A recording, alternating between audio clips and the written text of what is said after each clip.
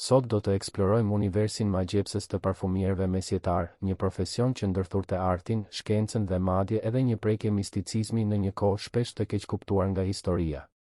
Para se të vazhdojmë me videon, mos harroni të regjistroheni në kanal për më shumë rrëfime dokumentare si kjo. Ekziston një besim popullor se njerëzit në mesjet jetonin të zhytur në papastërti dhe era të këqija, veçanërisht fshatarët. Ky konceptim, i përhapur gjerësisht në filma dhe në kulturën popullore, është larg përfaqësimit të realitetit të asaj periudhe historike. Banorët e Evropës mesjetare jo vetëm që njihnin praktikat e higjienës, por gjithashtu zhvilluan forma të sofistikuara për t'i bërë trupat dhe mjediset e tyre më të këndshme për shisën e nuhatjes. Arti i krijimit të aromave, që sot e njohim si parfumeri, ka rënje shumë më të vjetra nga sa imagjinojnë shumë njerëz, dhe gjatë periudhës mesjetare kjo praktik lulëzoi në mënyra befasuese. Kur mendojmë për parfumet, mendja jonë zakonisht udhëton drejt Parisit ose Grasse në Francë, duke imagjinuar shishe elegante qelçi dhe esenca të rafinuara.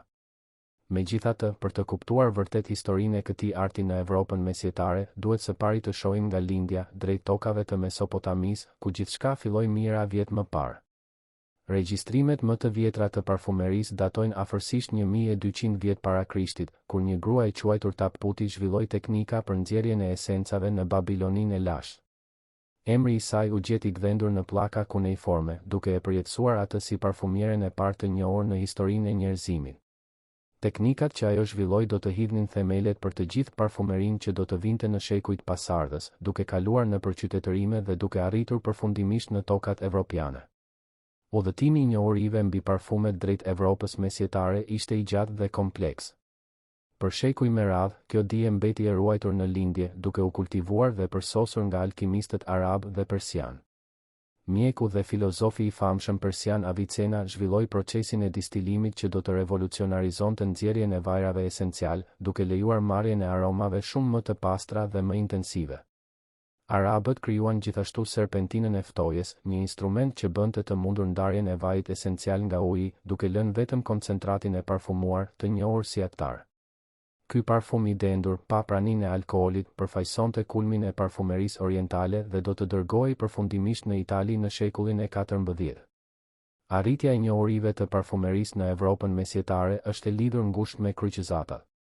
Kur kalorësit evropian ktheheshin nga lindja e mesme, sillnin me vete jo vetëm histori betejash dhe aventurash, por edhe erza, teknika dhe produkte që do të transformonin zakonet evropiane. Uji i trëndafilit, i bërë i njohur nga kryqëtarët, u bë jashtëzakonisht i vlerësuar mes fisnikërisë evropiane. Në pak kohë, enët me ujë të parfumuar dhe petale lulesh filluan të zinin vendin kryesor në tavolinat e ngrënies së kështjellave dhe pallateve, ku të ftuarit lanin dhe parfumonin duart e tyre pas vakteve. Shekulli i 14 shënon një pikë kthese themelore në historinë e parfumerisë evropiane. Rreth vitit 1371, shfaqet në Hungari një krijim që shumë historianë e konsiderojnë parfumin e parë modern të Evropës, uji i mbretëreshës së Hungarisë. Sipas legjendës që rrethon këtë aromë, ajo u zhvillua për mbretëreshën Isabel të Hungarisë, e cila vuante tmerrësisht nga dhimbjet reumatizmale. Disa tregime pohojnë se receta u dorëzua nga një murg eremit, ndërsa të tjerë i atribuojnë krijimin e saj një alkimisti të oborrit.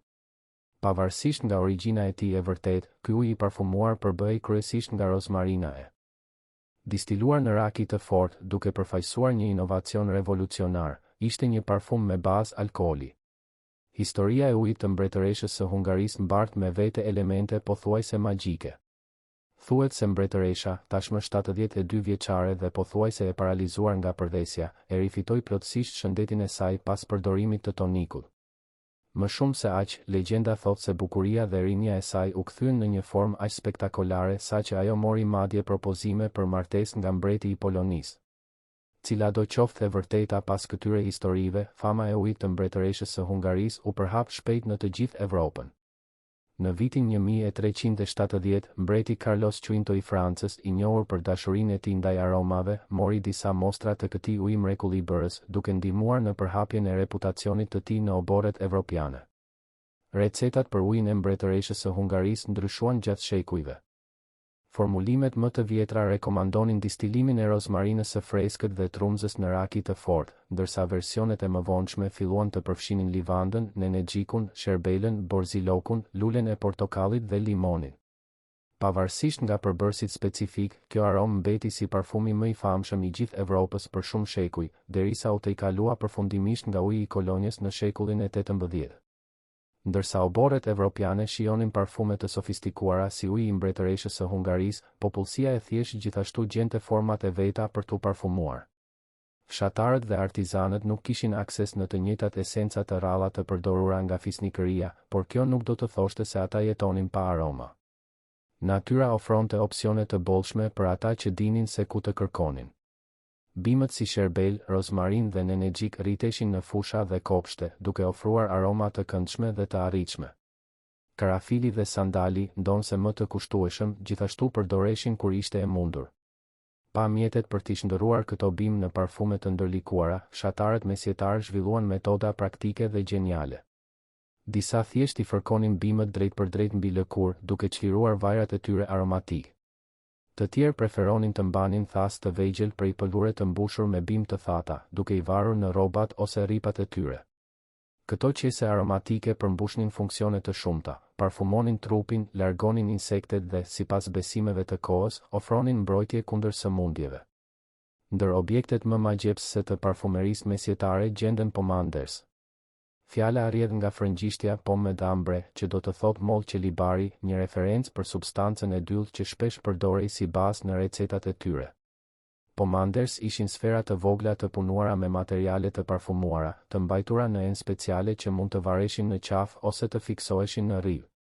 Këto objekte përfaqësonin shumë më tepër se sa thjesht aksesor aromatik, ato ishin gjevahire të vërteta, simbole të statusit social dhe, sipas besimeve të kohës, amulete mbrojtëse të fuqishme. Referencat e para të dokumentuara për pomanders në literaturën evropiane datojnë në mesin e shekullit të 13, duke sugjeruar se objekti ndoshta erdhi në Evropë nga bota arabe. Punimi i një pomanderi tradicional ishte një proces i hollësishëm. Baza zakonisht përbëhej nga një përzierje rrëshirash aromatike si benzoin, kalamit, ladanum dhe balsam storax, të cilat bluheshin dhe ziheshin së bashku. Masa rezultuese shpesh modelohej në formën e një molle dhe më pas mbulohej me erza të ëmbla si kanell, karafil dhe sandal. Prekja finale ishte një shtresë qelibari gri i tretur në myshk dreri ose civet, duke i dhënë qëndrueshmëri dhe intensitet aromës. Enët që mbanin pomanders ishin vepra arti në vete. Të prodhuara në ar ose argjend, shpesh të zbukuruara me gur të çmuar dhe të gdhendura me vizatime të ndërlikuara, këto kuti ishin të shpuara në mënyra të ndryshme për të lejuar që aroma të dilte lirshëm.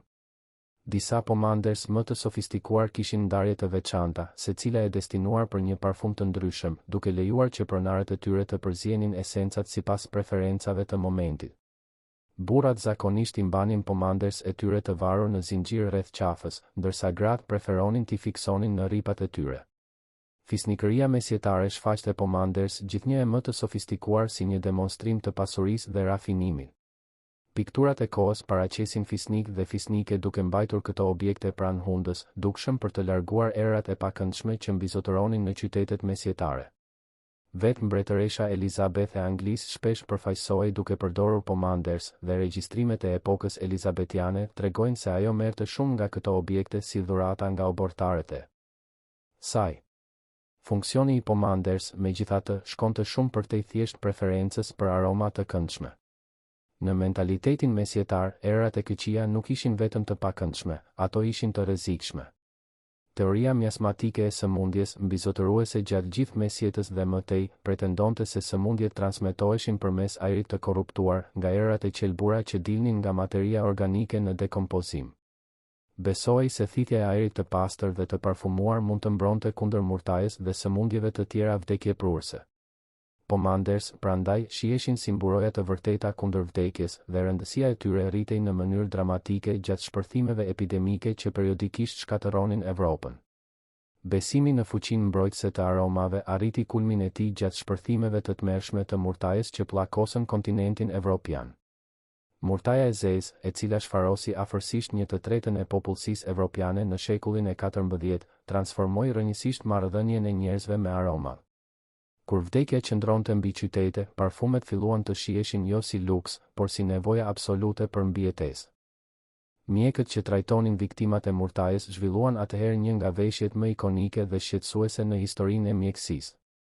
Mjeku i murtajës, me siluetën e tij të zymë dhe fytyrën si zog, u bë simbol i frikës dhe shpresës në kohë epidemie. Veshja e plot, e atribuar mjekut francez Charles Delorme në fillim të shekullit të 17, përbëhej nga një pallto e gjatë lëkure që mbulonte trupin nga koka deri te kyçet e këmbëve, doreza, çizme, kapel me buzë të gjerë dhe, më së shumti, një mask me një sqep të spikatur të ngjashëm me atë të një shpendi. Ky sqep, me gjatësi rreth 15 cm, nuk ishte thjesht një ekscentricitet estetik.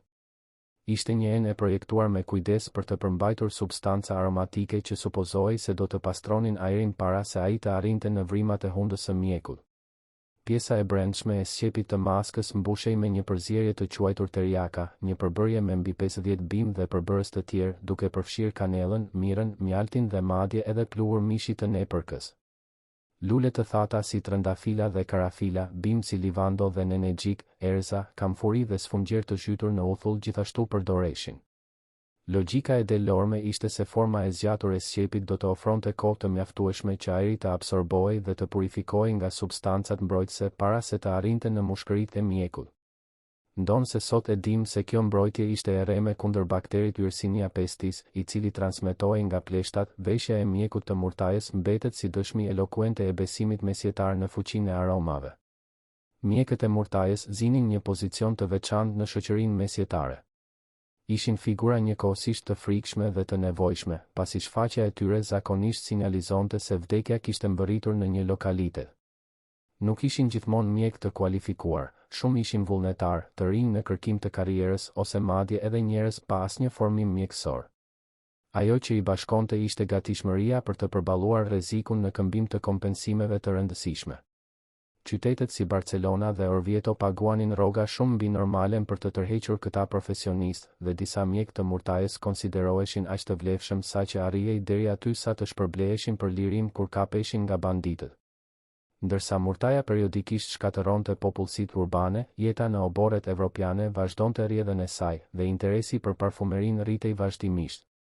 Shekulli i 16 shënon një periudhë lulëzimi të jashtëzakonshëm për artin e aromave, i nxitur në masë të madhe nga mbërritja e një figure që do të transformonte përgjithmonë parfumerinë franceze, Catarina de Medici.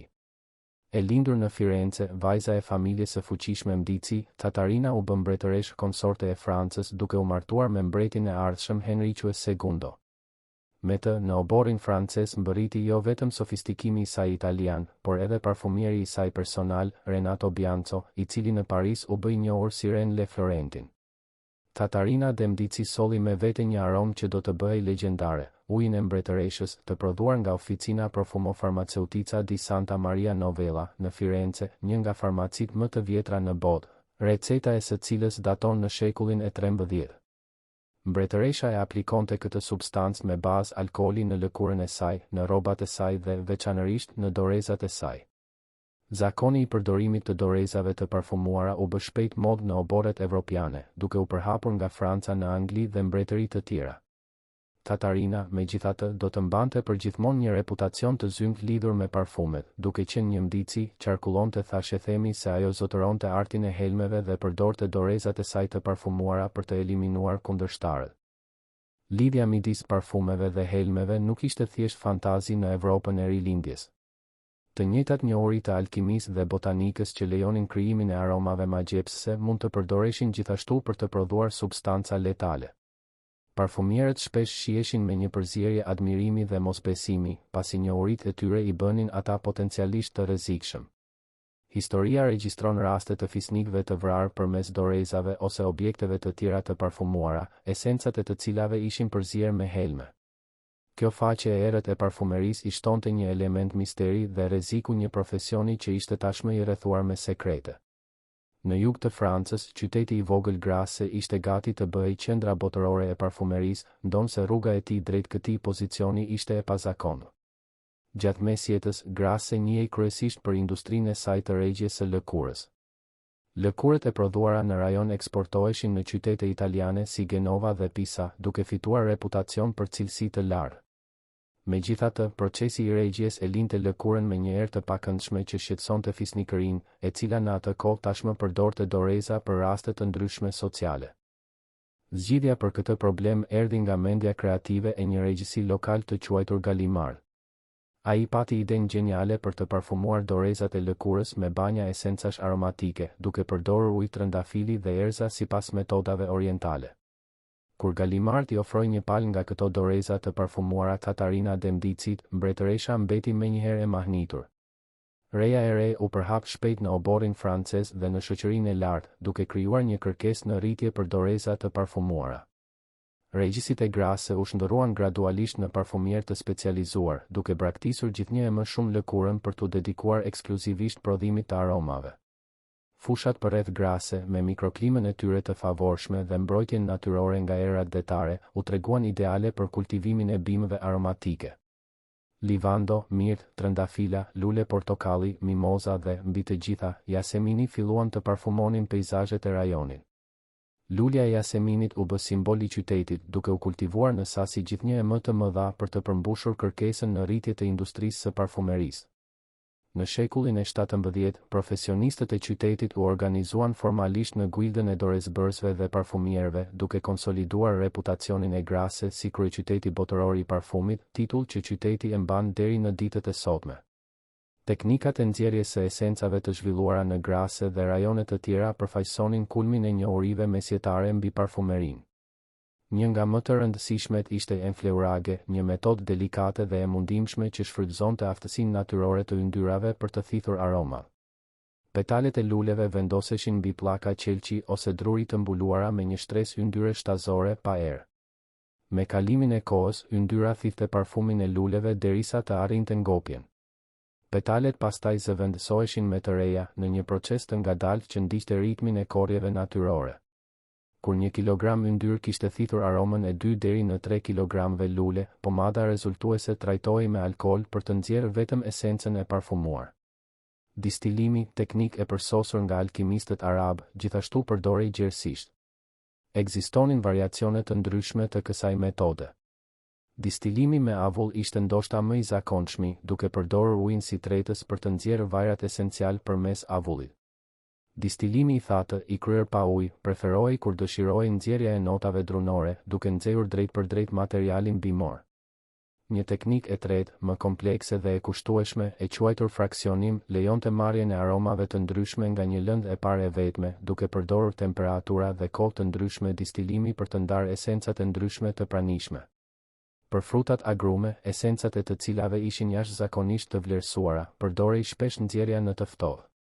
Kjo metodë, më e thjeshtë se distilimi, konsistonte në shpimin e lëkurës së frutit dhe shtypjen për të nxjerrë vajrat esencial. Thjeshtësia e procesit shmangte ndryshimet në aromë që teknikat më të ndërlikuara mund të shkaktonin. Macerimi, nga ana tjetër, përdorej për lule si trëndafilat, vjollcat dhe zambakët e luginës. Lulet lidheshin në qese dhe zhyteshin në enjë që përmbanin yndyra të nxehura midis 50 dhe 70 gradë Celsius, ku qëndronin për afërsisht 48 orë para se alkooli të përdorej për të izoluar esencat. Megjithatë, metoda më e zakonshme dhe e arritshme gjatë mesjetës ishte thjesht vendosja e luleve ose bimëve në një enë me vaj, shpesh të nxehur, dhe lënia e kohës të bënte punën e saj. Pas një periudhe, vaji filtrohej përmes një prese me qese, e cila mbante mbetjet bimore dhe linte të kalonte vetëm vajin e parfumuar. Kjo metodë e thjesht ishte në dorë të pothuajse çdo personi që kishte akses në bimë aromatike dhe pak vaj, duke demokratizuar në një farë mënyre aksesin në aroma. Në Angli, përdorimi I parfumeve arriti kulmin e tij gjatë mbretërimit të Henrique VIII dhe veçanërisht nën Elizabeth I. Mbretëresha kishte një intolerancë të njohur ndaj erave të këqija dhe thuhet se gjatë mbretërimit të saj të gjitha vendet publike parfumoheshin për të përmbushur preferencat e saj. Uji I trëndafilit mbetej I preferuari I fisnikërisë angleze, duke u përdorur për të larë duart pas vakteve dhe për të parfumuar ambientet. Gjatë kësaj periudhe, Anglia filloi të kultivonte livandën lokalisht në vend që ta importonte nga Franca, duke e bërë këtë aromë më të arritshme për popullsinë e thjeshtë, e cila filloi ta përdorte atë për të parfumuar shtëpitë, rrobat dhe trupat e tyre. Cilësia e ujit në qytetet e mëdha mesjetare ishte shpesh e tmerrshme, e kontaminuar me baktere dhe pa pastërti që e bënin larjen një praktikë të rrezikshme. Në shumë obore, besohej se uji mund të transmetonte sëmundje dhe higjiena kryhej pothuajse në të thatë, me përdorimin e bollshëm të pluhurave dhe parfumeve për të maskuar yndyrën e flokëve dhe erat e trupit. Në këtë kontekst, parfumet nuk ishin luks i tepërt, por nevojë praktike për jetën në shoqëri. Parruket pluhuroseshin për të maskuar mungesën e larjes dhe aromat aplikoheshin me bujari mbi rroba, mobilje dhe madje edhe në shatërvan dekorativ. Ngjitja e mbretit Louis XIV në fronin francez në shekullin e 17 përuroi një epokë të re të bollkut të parfumerisë. Monarku, i njohur si mbreti diell, zhvilloi një pasion aq intensiv për aromat saqë obori i tij u bë i njohur si La Cour Parfume, obori i parfumuar. Thuhet se Louis XIV kërkonte një aromë të ndryshme për dhomat e tij çdo ditë dhe se parfumierët e tij punonin pa lodhur për të kënaqur këtë tekë mbretërore. Mbreti parfumonte jo vetëm lëkurën dhe rrobat e tij, por edhe mobiljet, freskoret e tij dhe madje edhe shatërvanët e Versailles. Rrëfimet e kohës përmendin se ai e kishte zakon të lahej në qumësh 10 të parfumuar me petale trëndafili, duke kombinuar praktikat e higjienës me përvoja aromatike ekstravagante. Për të kënaqur kërkesën e pangopur të oborit francez për aroma të reja, enë me lule të thata vendoseshin në të gjitha dhomat e pallatit, duke çliruar aromat e tyre vazhdimisht në ajër. Parfumierët mbretëror zhvillonin kombinime gjithnjë më të sofistikuara, duke përdorur përbërës egzotik të sjellë nga toka të largëta. Kërkesa e lartë nxitur edhe më shumë industrinë e grase, e cila zgjeroi fushat e saj të kultivimit dhe rafinoi teknikat e saj të nxjerrjes për t'u përgjigjur kërkesave të aristokracisë. Pomanders, që kishin qenë aq popullor në shekujt e mëparshëm, gradualisht u lanë vendin enëve dhe formave të reja për të mbajtur parfume. Në fund të shekullit të 16 u shfaq kutia Pouncet, e cila ruante karakteristikat tradicionale të pomanderit, por ishte projektuar për të mbajtur parfume të lëngshme, të përziera me pluhur dhe të thithura në një sfungjer ose copë pambuku. Emri rrifte nga fakti se kutia ishte e shpuar për të çliruar parfumin. Më vonë, Vinaigrette do të zëvendësonte kutin Pouncet, duke përmbajtur një sfungjer të vogël të zhytur në uthull aromatike, shpesh të përzier me livando. Vinaigrettes mbetën në modë deri në fund të shekullit të 19, kur përmirësimet në kanalizimet urbane dhe në zakonet e higjienës personale i bën këto objekte më pak të nevojshme. Historia e parfumerisë mesjetare nuk është vetëm një kronik aromash dhe teknikash, por edhe një pasqyrim i besimeve, frikërave dhe aspiratave të një epoke magjepsëse. Parfumet shërbenin si urë midis botës toksore dhe asaj hyjnore, si mbrojtje kundër sëmundjeve të padukshme, si simbole të fuqisë dhe rafinimit dhe si shprehje të identitetit personal. Temjanicat e përdorura në ceremonitë fetare lidhnin traditën e parfumerisë mesjetare me praktikat stërgjyshore, ndërsa pomanders e mbajtur nga fisnikëria përfaqësonin shkrirjen midis artit, shkencës dhe supersticionit. Kisha katolike, çuditërisht, mbajti gjallë gjatë gjithë mesjetës traditën e përdorimit të substancave aromatike në ceremonitë e saj. Temjani i djegur gjatë meshave lidhte besimtarët me praktikat fetare stërgjyshore dhe besoi se tymi i tij i parfumuar lartësonte lutjet drejt qiejve. Uji i trëndafilit, i lidhur me pastërtinë e Virgjëreshës Mari, përdorej në ritualet e krishtera, duke u dhënë aromave një dimension shpirtëror që të i kalonte përdorimin e tyre të përditshëm. Alkimistët mesjetar, pararendësit e kimistëve modern, kërkonin përmes eksperimenteve të tyre me esenca dhe distilime jo vetëm të krijonin parfume, por të zbulonin quintesencën, esencën e përsosur që besonin se ishte çelësi për pavdeksin dhe për sosmërinë. Ndërsa mesjeta i linte vendin rilindjes dhe kohëve moderne, parfumeria vazhdoi evolucionin e saj, duke përfshirë përbërës të rinj, duke zhvilluar teknika më të sofistikuara dhe duke zgjeruar shtrirjen e saj përtej oboreve dhe fisnikërisë. Njohuritë e grumbulluara gjatë shekujve të eksperimentimit mesjetar hodhën themelet për industrinë e parfumeve që njohim sot. Nga pllakat e lashta kuneiforme të taputit në Babiloni deri te shtëpitë elegante të parfumeve në Paris dhe Grasse, udhëtimi i parfumerisë është një nga historitë më të gjata dhe më magjepsëse të njerëzimit. Parfumierët mesjetar, duke punuar në laboratoret e tyre të mbushur me alambik, shishe dhe bim të thata, ndoshta nuk e imagjinonin se krijimet e tyre do të ndikonin në brezat e ardhshëm. Çdo pikë esence e distiluar, çdo pomander i punuar me kujdes, çdo dorezë e parfumuar e dërguar në oborret mbretërore kontribuoi në ndërtimin e një tradite që kaloi shekujt dhe vazhdon të jetë e gjallë. Kur sot hapim një shishe parfumi dhe thithim aromën e tij, ne po marrim pjesë në një ritual që lidh të tashmen ton me një të kaluar të largët, me epokat e kalorsve dhe zonjave, të alkimistëve dhe mbretëreshave, të murtajës dhe shkëlqimit. Herën tjetër që do të ndjeni një aromë të këndshme, kujtoni se çdo aromë mbart me vete jehonat e një historie mijëvjeçare. nga teknikat e nxjerrjes të zhvilluara në Mesopotaminë e lashtë deri te krijimet e sofistikuara të shtëpive të parfumeve moderne, rruga e përshkuar nga njerëzimi në kërkim të aromave të këndshme pasqyron aspiratën tonë të përjetshme për bukuri, mbrojtje dhe transcendencë. Parfumierët mesjetar, me njohuritë e tyre të trashëguara nga lindja dhe inovacionet e tyre evropiane, ishin protagonistë thelbësor të këtij udhëtimi dhe kontributet e tyre meritojnë të kujtohen dhe festohen. Nëse keni arritur deri këtu, shpresojmë që ta keni shijuar këtë udhëtim në universin e parfumierëve mesjetar. Ashtu si Pomanders e mbajtur nga fisnikëria evropiane, shpresojmë që ky dokumentar të ketë lënë te ju një mbresë të qëndrueshme dhe të këndshme. Nëse dëshironi të vazhdoni të eksploroni misteret dhe mrekullitë e historisë, mos harroni të regjistroheni në kanal dhe të aktivizoni zilen për të marrë njoftime për videot e reja. Lini komentin tuaj duke treguar se cili aspekt i parfumerisë mesjetare ju zgjoi më shumë kuriozitetin dhe shpërndajeni këtë video me miq që gjithashtu vlerësojnë zhytjen në thellësitë e së kaluarës. Mbështetja juaj na lejon të vazhdojmë të prodhojmë përmbajtje cilësore, duke zbuluar histori që meritojnë të tregohen. Deri në udhëtimin e ardhshëm në përkohë.